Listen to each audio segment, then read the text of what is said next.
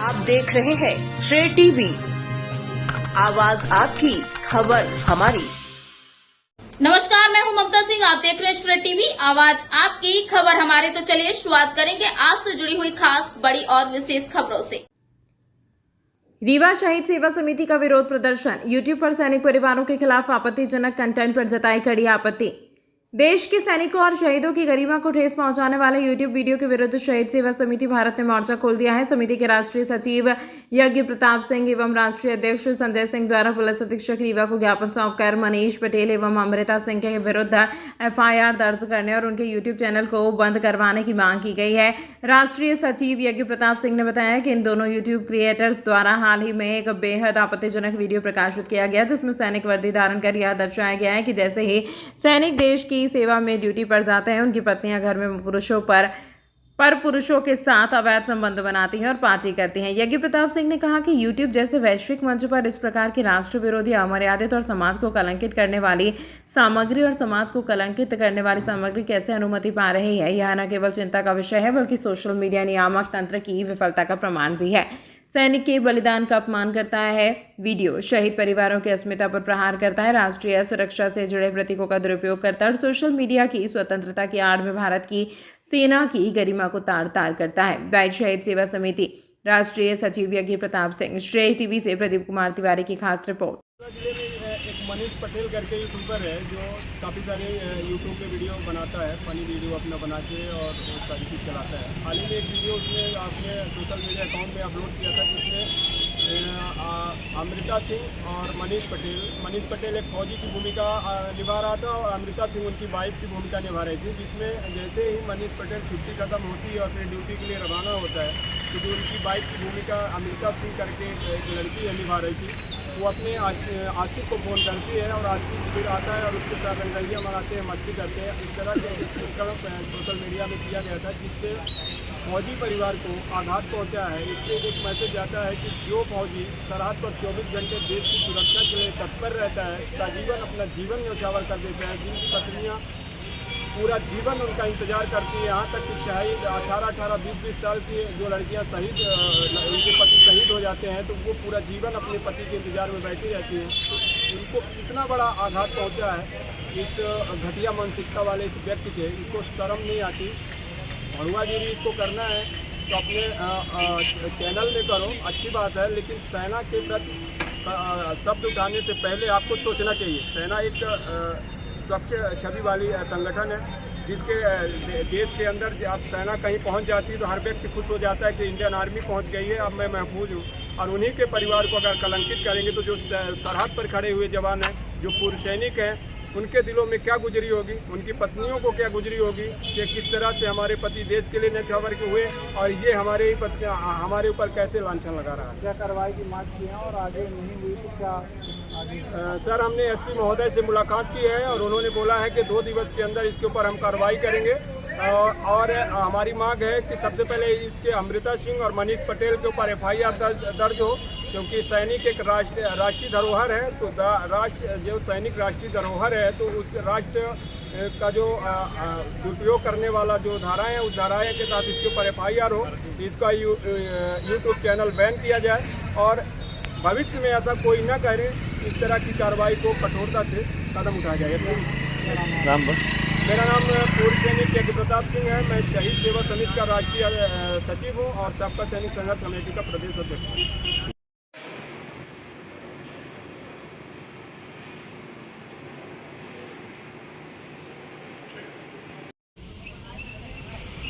बहुत गंदा दिखाई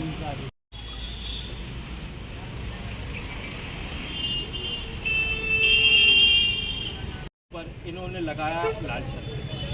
आप मजाक करिए, यूट्यूब में कितना मजाक करना है आप करते रहिए, उससे ना हम एतराज़ करेंगे ना हमारे पूर्व सैनिक एतराज़ करेंगे, कोई एतराज़ नहीं करेगा। लेकिन जहाँ पे फौजी के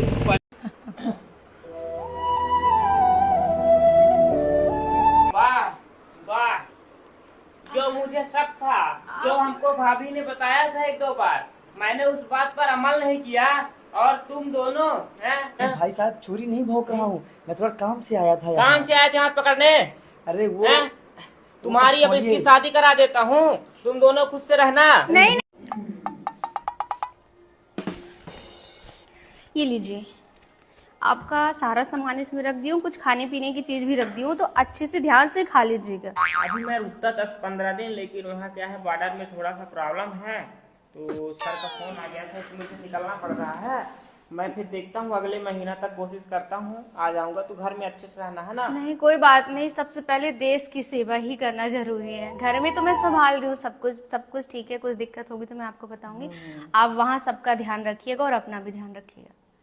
ठीक है, मैं चलता हूँ, है ना? हाँ, ठीक फिर मिलते हैं। हाँ, ठीक है। भाभी लोग से लड़ा नहीं, ठीक है ना? भाभी लोग से बुला, आइए, मैं जा रहा हूँ भाभी, है ना? दोनों लोग बढ़िया से रहिएगा, ठीक है ना?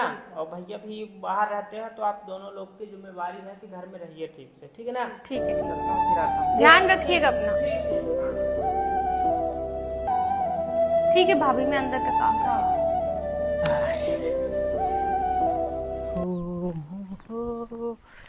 परदेसी। हेलो, हाँ सर, मैं घर से निकल लिया हूँ। हाँ, मैं बस ट्रेन है आज की, ट्रेन पकड़ने के बाद। हाँ, बिल्कुल, ओके। वो तो गए, चलो मैं फोन कर लेती हूँ रवि को। हेलो, हाँ रवि, बोल रहे थे ना मिलने के लिए। आ जाओ, घर में अभी नहीं है कोई। मेरे हस्बैंड भी चले गए ड्यूटी पे और भाभी मार्केट ही जाने वाली हैं 5 मिनट में, तो तुम 10 मिनट में आ जाना। हाँ, मैं इंतज़ार कर रही हूँ। ठीक है, बाय। ये यार हैं, आईडी कार्ड तो मेरा भूल गया यार, उसके बिना तो एंट्री नहीं होगी। चलो अच्छा है, चला गया है वो। अब जाएंगे अंदर। हाय, आ गए तुम? आ गए। और कैसे हो? बहुत अच्छा हूँ, कब से सोच रहा था मिलने के लिए। अरे तुम्हारा पति है ही ऐसा निकम्मा, वो कुछ काम का नहीं है ना? इसीलिए तुम्हारा ध्यान नहीं रखता। हम तुम्हारा ध्यान रखेंगे अच्छे से। तुम हो ना मेरे लिए। हाँ वही तो, बड़े मुश्किल से बचा के आता हूँ तुमसे मिलने। तुम इतना प्यार करते हो, मुझे किसी और की प्यार की जरूरत नहीं। अपना हाथ ना पकड़े रहना, कभी छोड़ना अरे नहीं। कभी न छोड़ूंगा।